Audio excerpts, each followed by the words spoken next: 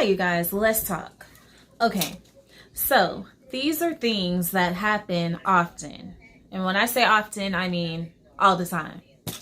I'll have someone contact me, whether they know me or know me through a friend, and say, hey, I want a swimsuit, or I want a dress. I'm going to an event and I would like for you to design my dress for me. So I was like, okay, cool. I can definitely do that. I get information from them of what they're looking for, like what do they have an idea of colors, style, anything like that. If they have any idea of what they want. If they do, then I take those ideas, I come together with a design, I sketch out that design, and so forth and so forth. If they don't have an idea, then that's when I go in, I come up with at least three designs. I sketch out more than three, narrow it down to three. Out of those three, I would do the same process, sketch out the ideas. From sketching out the idea, then I actually create a technical flat from that idea, just so that they'll get a general idea of how it's going to look technically on the body. So basically, a technical flat is a flat that you do on the computer. You draw it on the computer to show all darts, sides, seams, everything. It's a completely detailed flat of the actual design. Once I have all that together, then I go and figure out an estimate of materials needed, the time that it will take to do, and I provide all of that in a cost sheet. So I put the cost sheet together along with the sketch that I've done and the technical flat. I send it to the customer. I let them know, hey, these are 3 design ideas. You pick what you would like me to do. If you like any of them, if you like to change any of the designs, let me know. Basically, I lay it all out for them. If they gave me ideas and I say, hey, is this what you were thinking of? Is this good enough? Or do you want to change it? Is there any changes you want to make as well? So once all of that is taken care of, and they've told me that, hey, I love the design, I love this one, this is what I want to go with, and they've gone over the pricing that I've given them, I've made it clear that these are estimates of what it can cost for the garment. Once they let me know, hey, I'm on board with the price that you estimated it to be, I'm ready to go. Then from there, I have them sign a contract of all of my guidelines. Like, everything's written out. Everything's explained from the beginning to the end. There's no surprises. There's no nothing. Like, what I'm offering you, and I know what you're offering me in the end for my services. So we go through all of that. We go through all the paperwork. I let them know, hey, the deposit is a final deposit. It's non-refundable, and so forth. I lay it all out for them.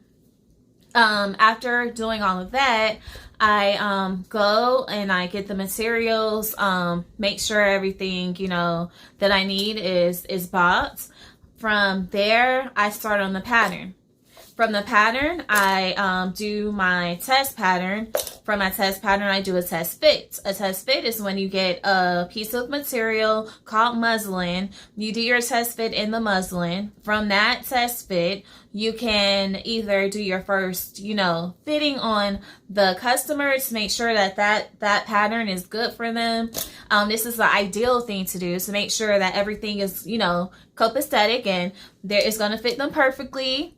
They're paying their money. They want it to be nice. They want it to be, good. So from you doing that from you doing that fitting on that customer from the first draw, you can make your marks and notes of what you need to take in or take out or do more of or do less of, to see how it fits on their form. Once you have all of that, you do your final pattern. Once you have that done, I normally like doing another test fit. Once you have that test fit done, you try it on your customer, say, hey, this is how it's going to look. We're going to the final product after this. I make sure everything is good. It fits good. By this time, it should be pretty much good. If there's any changes that needs to be made, they're very minimum. So from there, I transfer my finished pattern onto the actual material. from transferring onto the actual material. Then I cut it out. I do all of my pinning, and if there's darts that needs to be sewn up, I sew up the darts. If depending on what I'm doing, you know, there's different things you basically prep before you go and you sew up the whole garment together, where there's zippers, buttons, embellishments, whatever that you need to do. You get all that done, all the serging or whatever you have to do to get that done. You sew up the final product, and then ta-da, you present it to your customer, and they pay you the other half of what they owe you for your time and for your efforts, and there you go, you have a happy customer. So that's my general process. I don't unturn any rock, so you know exactly what you're getting from me. There's no surprises. Now, that's in a perfect world, what I just explained. It goes smoothly. They pick out the design. They say, okay, I'm going with that. Bam, here's your 50% right here. Okay, I'll give you the other 50% once you're done. There's no issues. There's no screw ups. There's nothing. But that's not the way it goes. Now, when I first started off, like I told you guys before, this isn't my first rodeo. I actually went to design school. I got my bachelor's in fashion design and merchandising. I've been in a lot of fashion shows throughout Florida. I also participated in Miami Fashion Week. During participating in Miami Fashion Week, I was actually not upgraded, but I was actually promoted to being a model, assistant model coordinator. So I got to talk to a lot of high industry model management companies, help in choosing the models for the fashion show, looking at comp cards, working with the models, meeting some famous models that you may or may not know. It was a blast. I had the most fun in my life. Like, it was awesome. I loved the experience. It was a great experience. It taught me a lot. And, you know, I was invited to come back. I really wanted to continue doing Miami Fashion Week because the people that I met, they were awesome. I met some really, really, really nice people and great designers as well. That next year I was supposed to go back. I had a really bad accident. It wasn't me colliding into another car, but it was my car blowing up on me on the turnpike. It was the most scariest experience ever. I had a guardian angel drive by, see that my car is on fire, because I was in the car, didn't know the car was on fire up under me. That's a whole nother story. He backed up in traffic on a turnpike, jumped out the car, was like, get out, get out, get out. And I'm looking at him like, who is this crazy guy? I'm not getting out my car. Like, who is he? I'm on the phone with my sister. I have my door propped open. Thank God. At least have my door propped open.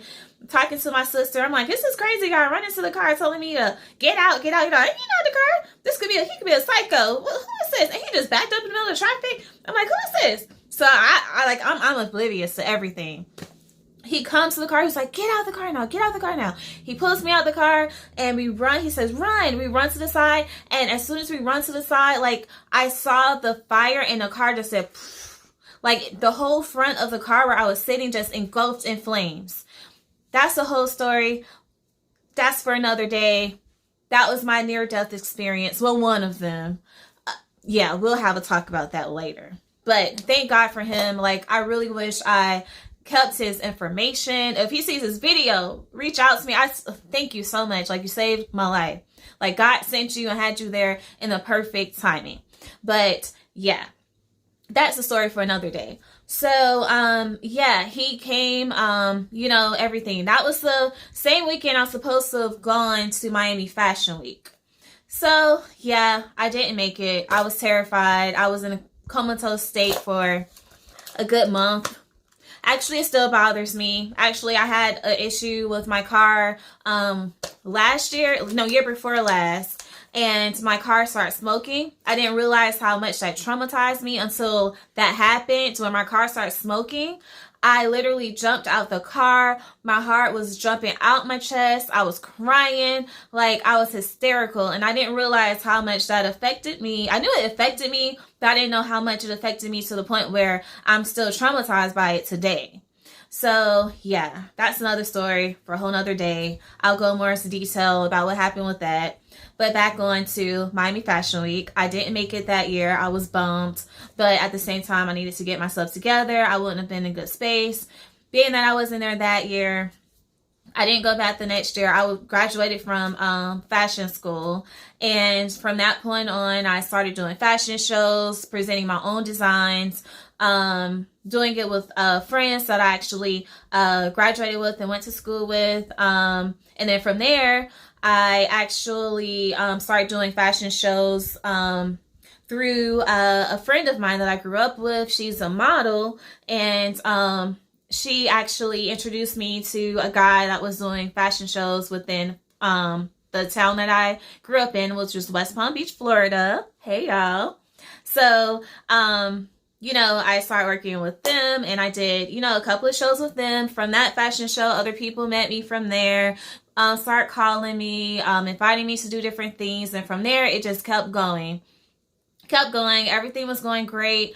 But I can say at that point in time in my life, as far as the business side of things go, I wasn't that, in tune with how I needed to have everything set up. I wasn't that confident in, telling how much, all my garments cost. Like, people will ask me and I'll be hesitant about telling them, just because I knew it wasn't going to be what they find when they go into a department store. And that's what people expect. They expect you to give them prices that they find when they walk into a department store. And it just does not work that way. So I basically just ended up, taking a hiatus from it. I love it. Like, the fashion shows I did, I loved. I ended up getting married, which was the happiest day of my life, which will be any girl's, happiest day of her life. One of the happiest days of my life. And, so I got married. I decided to, focus on, married life and actually getting, myself together. And I said, okay, so next time I start back, I want to make sure I have all my ducks in a row. I'm able to tell people how much things cost. I'm able to, get it done and get it done right. So yeah.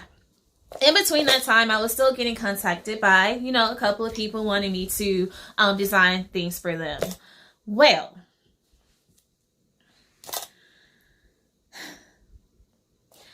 there's always those couple of few that feel like just because they know you, they could get something for nothing.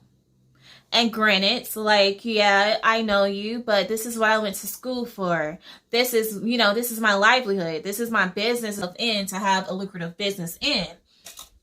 And I was asked to do, one instance, a wedding veil for a friend of the family. I did her wedding veil. I did the junior bridesmaids' wedding veils. Bought a couple of other things as far as decorations. Me, my mom, my sister, we decorated for her wedding. Did a whole lot of different things. And at the end of it all, because I knew her, I trusted that she would pay for the services that was done. Well, no, she didn't pay a thing. She didn't pay. She kept saying, oh, I'm going to give you the money. I'm going to get it out to you. Never got a dime of that money. Not only that, her wedding veil was a cathedral wedding veil. And if you don't know what a cathedral wedding veil is, it's the longest veil that you could have on a wedding dress. Not only that, the top of her veil that goes over your face was double-sided with Swarovski crystals and pearls hand sewn and hand glued onto her veil, for her, so that whenever she flipped it this way or flipped it that way, it was bling bling everywhere. I know nobody say bling bling anymore. I don't even know where that came from. But anyway, it was sparkles everywhere.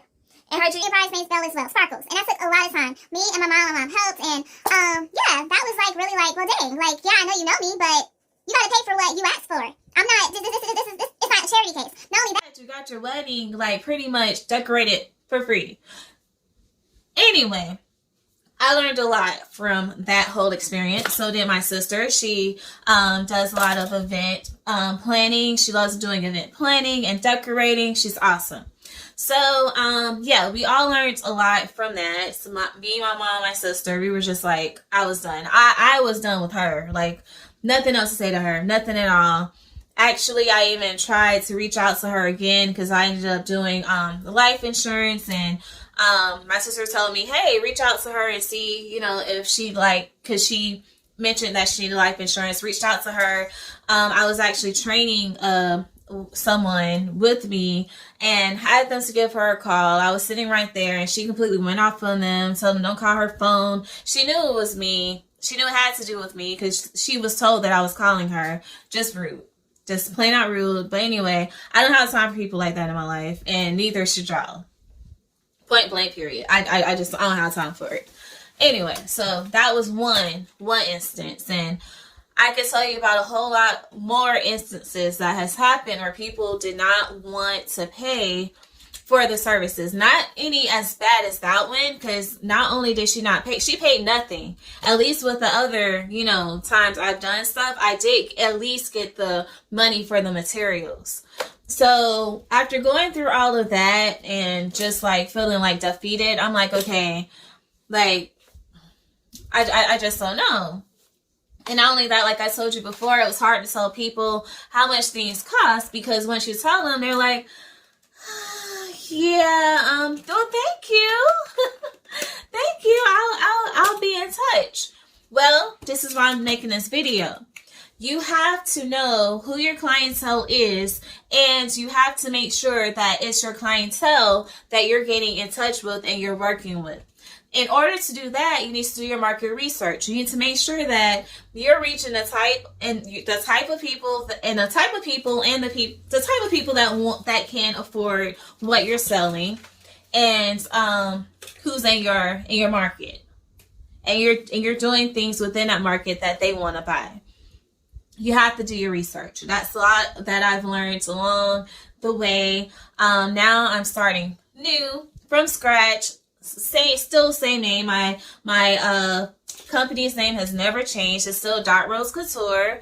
I'll go into detail of what my name means and why how it came about. But yeah, my company's name is Rose Couture, and I kept with that name, but this time I'm doing things differently. I have more, I'm more in tune with business side of everything. Not only that, my husband's awesome. He's helping me with a lot of, figuring out and things that I don't think about and just honestly just can't, because it's a lot to deal with for one person. You do need a team. And I hopefully will be able to build that team as I go along so that I don't have to do everything by myself. I'm not saying I'm doing everything by myself. I have help from my husband, my parents, they're awesome, my sister, I have help from, people around me.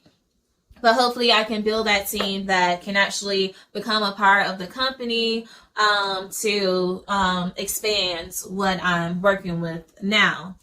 But I mean, this is for all the designers out there. I'm sure you guys all have experiences of people, designers, artists, any trade. I even heard the same thing from mechanics. Mechanics have said it's hard for them to get paid when they do a service for someone. People just don't want to pay. But my thing is, you wouldn't go to Macy's, you wouldn't go to Outback, you wouldn't go to Longhorn, you wouldn't go to any other establishment and not pay for what you have received from that service. So don't go to any small businesses doing them like that. They're trying to get to that level, of where, they don't have to worry about, not getting paid. We all have to live. This is our livelihoods here, people. You can't just go somewhere and not pay them.